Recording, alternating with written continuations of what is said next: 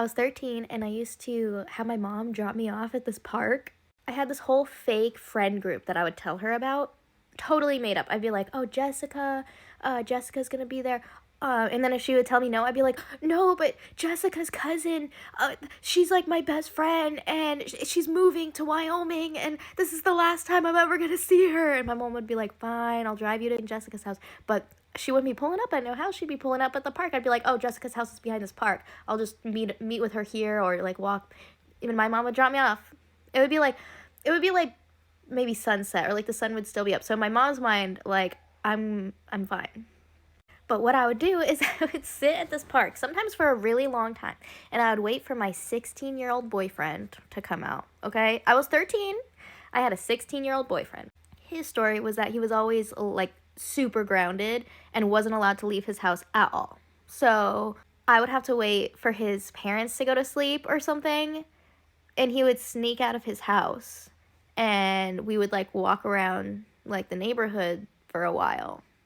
And then at first, like, he would go home when the sun started coming up, like maybe like 5 a.m., right?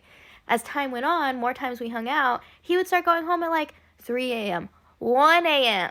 So I'd be walking around a sketchy area just waiting for the sun to come up, waiting until I can call my mom and come up with some excuse that I need her to drop everything and come pick me up at 6 a.m. So this one night, I'm like, I'm gonna crawl into this tube slide, like, you know, the slides at the park that are like a tube. I was like, I'm gonna try to sleep in there. Maybe no one will see me. Well, then I hear a bunch of people walk up, and they're speaking Spanish, and I'm like, okay, they'll probably leave. No, I don't know if they knew that I was in there, and they were, or like if they did, I don't know. But one of them started peeing on the side of the slide that I was in, and I heard it, and I was like, and I ran out. I freaking ran out. I don't know if they might not have even known I was in there. And then all of a sudden a girl's just running out. But I just ran. So then I'm walking. And it's dark out, obviously. And all of a sudden, like, these guys that are, like, probably, like, 12 feet away from me or something, they're, like, calling for me. I can't hear what they're saying. But I'm assuming they're, like, catcalling me. They're, like, trying to get me to come to them or something. And it's freaking me out. It's two white dudes. And I'm like, okay, so I keep walking. And I'm, like, trying to walk kind of fast. And I'm like, okay, like, I remember my mom always told me if someone is trying to, like, kidnap you, you go to, like, the nearest public place where there's people and stuff. So I see a gas station, and I'm, like, trying to get over there. I'm, like, across the street. I'm far away. I'm trying to walk. And I keep looking behind me at these people. And they're still following me, still calling for me. Finally, when I get to this freaking gas station, in the light, like, the light, there's people and stuff. They come up to me, and they're like, you know, we were trying to help you. Like, why were you scared of us? We were trying to help you. And I felt embarrassed because I'm 13 and I'm like, oh, was I being, like, dumb? Like, were they actually trying to be, like, chill? But now I'm like, why was I scared? Huh? So then I'm like, all I can do is sit outside of this freaking gas station because this is the only safe-ish place that I can find. So I'm like, so I sit on the curb outside the door of the gas station. And I see this guy. Like that comedian said, imagine a pimp, okay? That's what he looked like. Fur coat, like a cane, like literally the whole shebang, okay? So he's walking up. He has an identical girl on each side of him. Beautiful Asian girls wearing like black mini dresses, dressed identically. Like, and he has an arm around, or like they have their arms around him or something. They are like connected to him on each side. And I'm looking at them like, what? And he walks right up to me and he's like, hey, how old are you? And remember, I'm 13. So I take a second to think. I'm like, I can't tell him I'm 13. Should I say I'm 18? I'm like, no. I'm 16. And he's like, that's what I thought. And he gives me his card. And it's like an auto detail, or it's like something about an auto shop like card. And he's like, call me if you ever need anything. And back then, I was like, I'm gonna keep this card on me because I might have to have this guy come save me. He seemed nice. I don't know. But now I'm like, oh, he was trying to recruit me. That was a job opportunity that he was offering me. I'm glad I didn't call him. I'm glad I never called him. Story time on how my sister and I became homeless at the age of 17 and 16. So my sister and I moved out of my grandma's house into a motel at the age of 17 and 16, and the motel was right across the street from our high school. The only reason why we left my grandma's house was due to the fact that my dad kept getting released from prison to that address. One morning, the housekeeping came and they collect all the towels.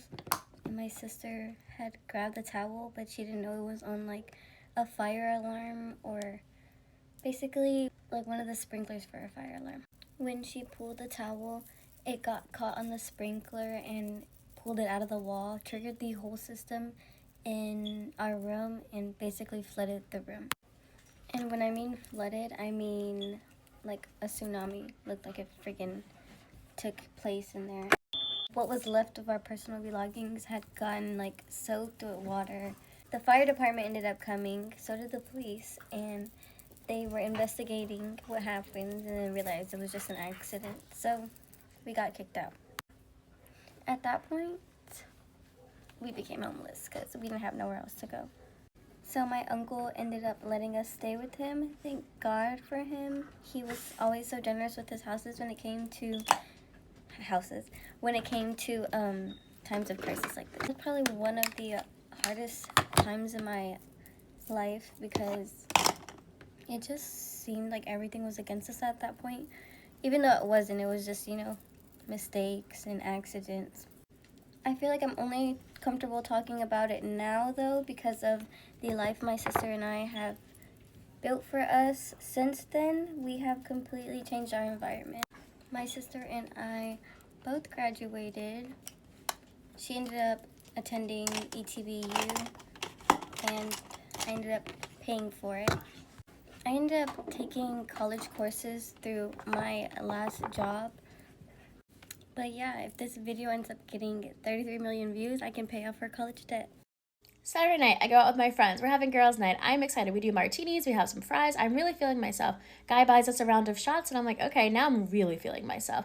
We start dancing in a little circle. There's 3 of us. I see this guy from across the bar. It's kind of dark in there, but I think he's cute. What I can see from him looks cute. So he starts walking over to me. I'm giving a smile, and I'm like, okay, meeting someone in real life, like hyping myself up, like, you got this. And he comes over and he's like, bends down to talk to me. He's like, can I buy you a drink? And I already have a drink, but I'm like, yeah, sure, buy me another one. I'm like looking at my friends, like looking at me like, oh, he's cute. And then I'm like, he's like, oh, what's your name? I tell him my name, and I'm like, what's yours? He says his name is B Money. I think perhaps I misheard, so I'm like, so sorry, what was it? And he goes, B Money. You can call me B Money. And I was like, I'm not gonna call you B Money. Like, what is your actual name? And he was like, nah, don't worry about all that. Don't worry about all that. Like, do you like, and then like gestures to the bar so that we can start walking over. And I was like, no.